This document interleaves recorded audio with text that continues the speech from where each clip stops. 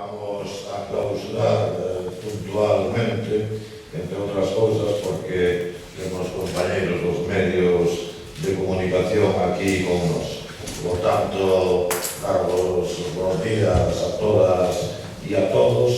Decir que seguro que estas jornadas foron froitíferas. Dende logo, se estamos hoxe aquí reflexionando sobre o pensamento político de Castelao, será para coñecelo mellor, para poderlo aplicar tamén nas condicións actuais desta nosa ben amada Galiza e nunca ben tratado, porque o pensamento de Castelao non é unha materia inerte, está moi vivo e resulta dunha modernidade abrallante.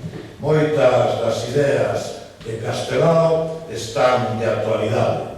A súa reflexión sobre a condición nacional de Galiza, as súas matinacións sobre a incapacidade de conservadores e progresistas españois para aceitaren a plurinacionalidade do Estado, a súa reflexión sobre os límites do sistema capitalista español, a súa clara e permanente vocación antiimperialista, seguen a ser, como decía, ideas de actualidade. Castelao pensou Galiza nunha conxuntura histórica determinada, marcada por unha crise galopante do capitalismo que encetou en 1929.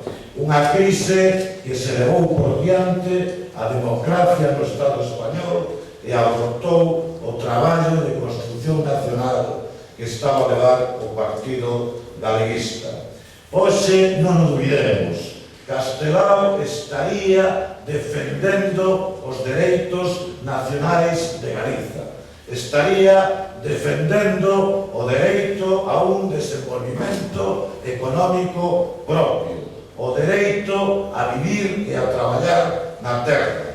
Hoxe Castelao estaría combatendo as políticas dos mercaderes e dos especuladores. Estaría combatendo a ideoloxía neoliberal e globalizadora só dos intereses dos financeiros que non das persoas. Castelao estaría combatendo un modelo fracasado dende o punto de vista dos intereses da xente. Estaría combatendo un modelo que arrasa medioambientalmente o noso planeta, un modelo que xenera pobreza e acentúa a desigualdade social e territorial. Non aceitaría Castelao un modelo onde os gobernos son marionetas dos mercados, onde a política monetaria non está suxeita a control democrático algún, onde o déficit importa máis que o paro de millóns de persoas. Escribía Castelao valorando o papel xogado polos poderes económicos españois no primeiro terzo do século XX.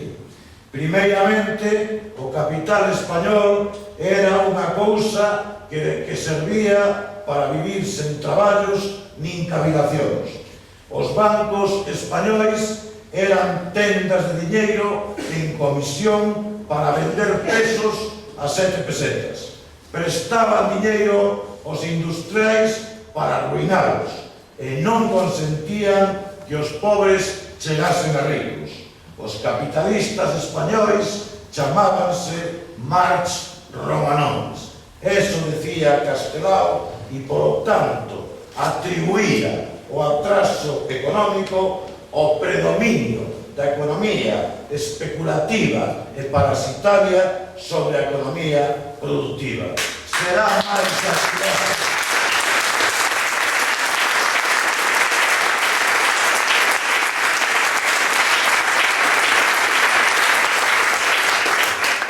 Será ou non actuar, polo tanto, o pensamento de Castelao.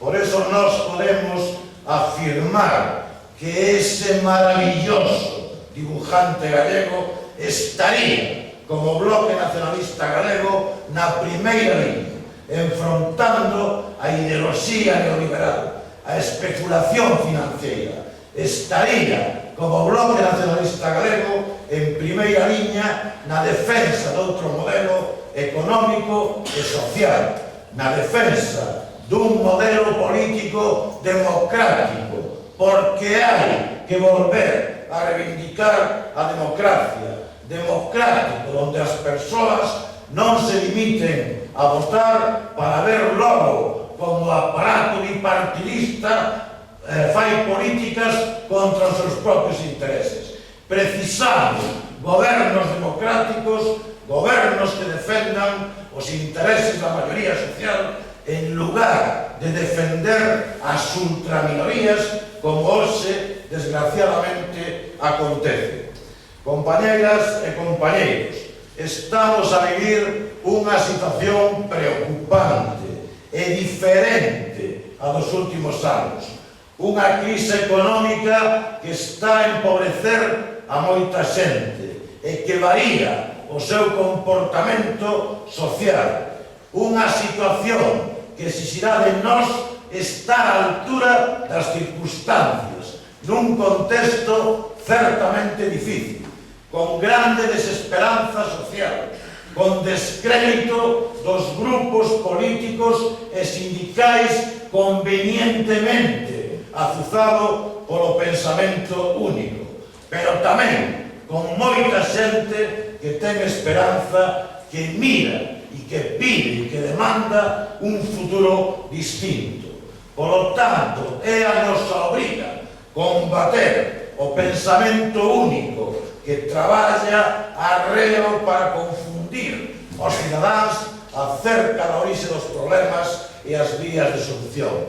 E sei que o teremos que facer en un contexto ben difícil, polas repercusións sociais as que me refería e tamén porque as nosas ideas serán ridiculizadas, serán transformadas en ideas de ilusionistas cando non simplemente censuradas, porque o serán. E, por lo tanto, en ese contexto difícil, sabendo o que pasa, temos que actuar. O pensamento único, confortablemente instalado nos seus púlpitos, ben untados, ben pagados, trata de limitar a solución dos problemas a visións absolutamente simplistas das cousas. Agora trataríase, para resolver a crise, de cambiar simplemente o goberno do Estado español. Pero, compañeiros e compañeiras, na aplicación práctica da ideoloxía neoliberal extremista está a orixe do problema, xa que logo só haberá solución abandonando esa doutrina, arrumbándoa, enterrándoa baixo 7 lousas. Do contrario, non haberá solución posible. As receitas dictadas polos mercados só tratan de garantir os seus beneficios.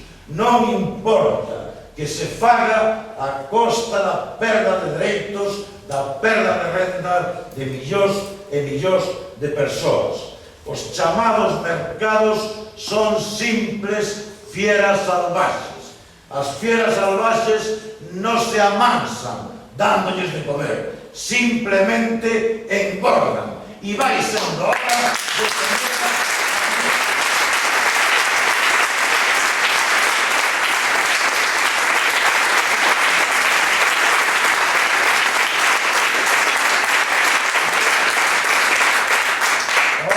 poñelas a dieta severa o que necesita esa fiera. Por lo tanto, a baixada de salarios dos funcionarios que repercutirá en todos os salarios habidos e por haber, baixar as pensións, privatizar as caixas de aforro, aumentar a idade de xubilación, favorecer ou poñer o despido libre, acabar coa negociación colectiva, seguir co sistema fiscal regresivo, buscar xa a xestión privada dos servicios públicos, disminuir o gasto social ou o gasto productivo, son todas elas medidas dirixidas a garantir o pago da débeda aos especuladores. Non servirán para reactivar a economía ni xerar emprego, só servirán para seguir afondando os problemas da xente. E a min perdonádeme que vos diga que se non fora a cousa tan grave, se non fora a cousa tan terriblemente grave para millóns de personas, simplemente habería que tomar este asunto da chamada economía global e economía actual a cachondeo. Basta ler, e o faríades todos vos, hoxe mesmo calquer medio de comunicación. Non somente o goberno nos ven a decir que as medidas tomadas se aumentará o desemprego. Non, é que senón que nos aparece outra axencia de calificación da débeda. En este caso, amigas e amigas, chámase Fitch. Interesante nome, Fitch. Bueno, pois que nos di Fitch? Pois Fitch nos di o seguinte. Miren vostedes, acaban de tomar estas medidas impopulares. Pero miren vostedes, como ainda por riba, vostedes non se van a reactivar económicamente a cousa, por tanto, lle baixo a súa calificación da débeda. Ala, queres unha taza? Pois toma las.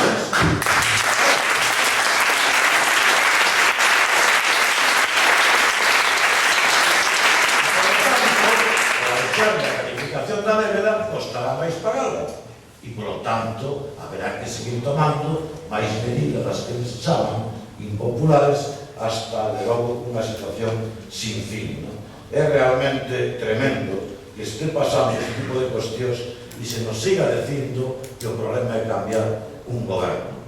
Porque cando está pasando cousas deste tenor, que Alemania paga a súa débeda ao 2,6% e resulta que o Estado español paga o 4,2%, que veñan alguén, que veñan todos estes opinadores do pensamento único e que nos expliquen. Eu admito a miña limitación a respecto desas maravillosas mentes da economía, pero que nos expliquen e que nos expliquen a todos e a todas nós.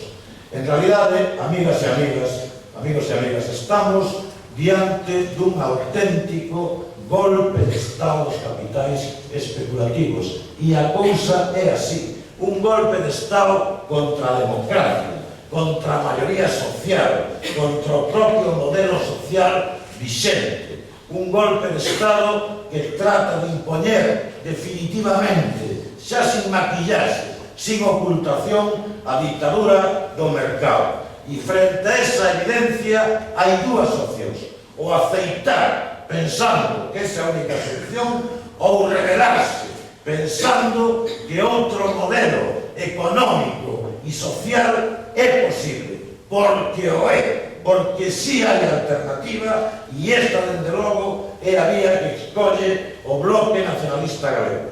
É posible outro modelo económico social, mas non nos será sin rebelión, sin combatir. Somos os povos os que temos que coller esa bandeira frente á claudicación dos aparatos do bipartidismo español e dos gobernos en xeral. Porque é posible meter en cintura os mercados financeiros, é posible o control público da economía, é posible acabar cos paraísos fiscais, é posible outro modelo fiscal donde pague máis quen máis ten. É posible controlar o fraude fiscal. É posible tamén disminuir o gasto improductivo. Podemos empezar polo gasto militar. Nin siquiera se vai a suprimir o Día das Forzas Armadas. Aí a gastar gasolina. Que aí vai a...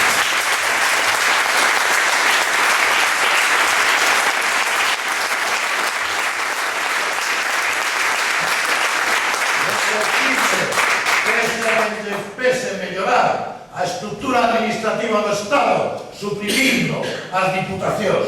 É posible, desde logo, cuestionar o plano de estabilidade da Unión Europea, que só lle interesa a Alemania e a Francia. É posible manter os servicios públicos. É posible manter os dereitos laborais, salariais ou das pensións. É posible ter banca pública e é posible tamén que as caixas de aforros estén ao servicio dos territorios e ao servicio da economía e, no caso galego, ao servicio da economía deste país. Todo isto é absolutamente posible. Só hai que ter a vontade política de enfrontalo, porque, amigas e amigos, nos atopamos con que un chamado doctor, o doctor mercado especulativo, convertiu a economía nun enfermo grave. Está sometida ademais esa economía a un tratamiento incorrecto, e iso leva directamente ao risco de falecer. O enfermo corre o risco de falecer. Por lo tanto, ese enfermo hoxe hospitalizado, claro, en mans dos doctores Zapatero, Rajoy e Núñez Feijóo, en mans de doctores como o señor Zapatero e o señor Rajoy, que comparten diagnóstico e comparten tratamento equivocado porque non se atreven a cuestionar o que di o doctor mercado especulativo. A ambos os dous doctores non lles interesa curar o enfermo, só lles interesa saber quen dirixe o hospital. E, por certo, vos me preguntaredes, e onde está o terceiro doctor, o señor Núñez Feijóo? O señor Núñez Feijóo pediu a baixa, simplemente.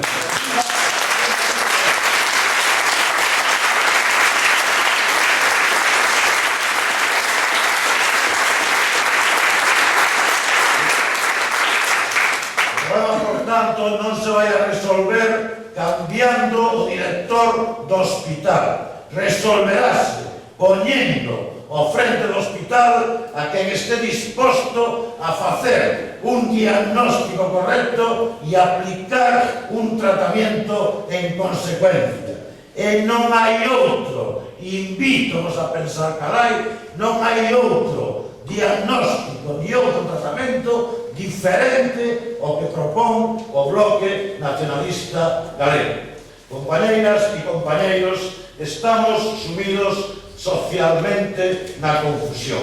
Agora están de moda as medidas de austeridade como se eso fose a supoñer a resolución dos problemas. Nós estamos convencidos de que está ben baixar ou reducir os salarios dos cargos públicos como xesto solidario.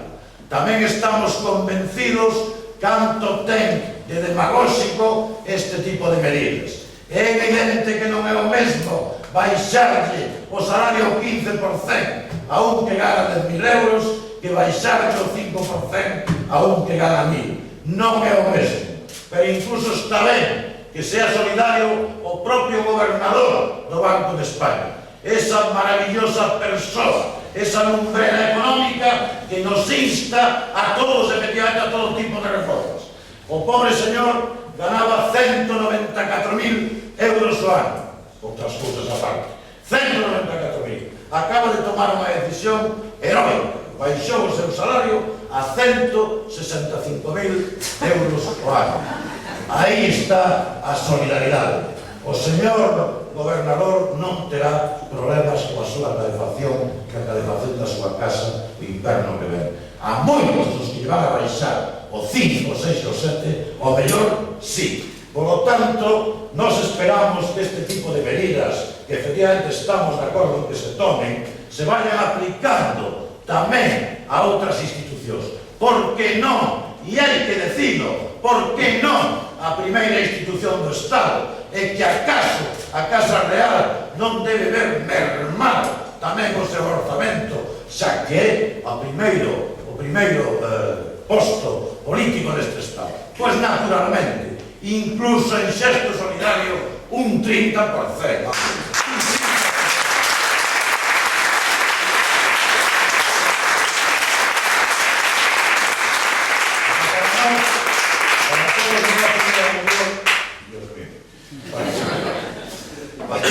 Para todos nós sería mellor, de todas maneiras, que as grandes fortunas empezasen, e digo empezasen, a tributar, empezasen a ser solidarios, non só a pedir solidaridade aos demais.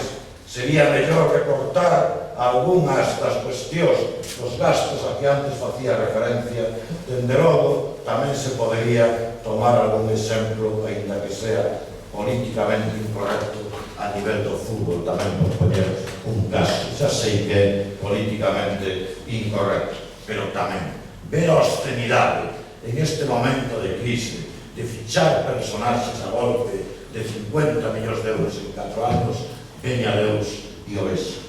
Compañeiras e compañeros, Galiza volverá a ser pagana desta crise, con pensións e salarios xa máis baixos que os da media estatal. Veremos retrasar outra vez as infraestructuras básicas, seguiremos vendo como se destrue o sector lácteo, veremos como non se levanta o veto á construcción naval civil porque o goberno simplemente nin o plantexou en Bruselas. Temos unhas caixas con risco evidente de que nos las quiten do país e as privaticen, con un concurso eólico aínda hoxe sin desenvolver, con R á venda e, dende logo, sin ningún plan do goberno da Xunta, máis alá de esperar que o Xacobeo e a visita do Papa resolva os problemas. E eu non quero facer chascarrillos das cousas serias, pero estou moi preocupado, porque o Papa anuncia que non pernoctará en Santiago. E isto vai a supoñer nos cálculos respecto do medio do PIB un lastre importante. Sei que isto, porque alguna cousa habrá que distender, pero deberíamos, efectivamente, igual poñernos así, depois así que me diredes, non digas estas cousas, pero bueno, deberíamos facer algún tipo de iniciativa para que pernocte.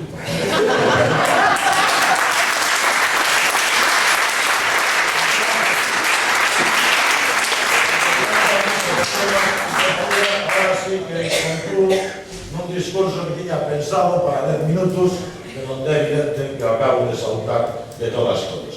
Nós, o Bloque Nacionalista Galego, somos a alternativa, queremos outro modelo económico, queremos máis autogoberno, queremos máis democracia.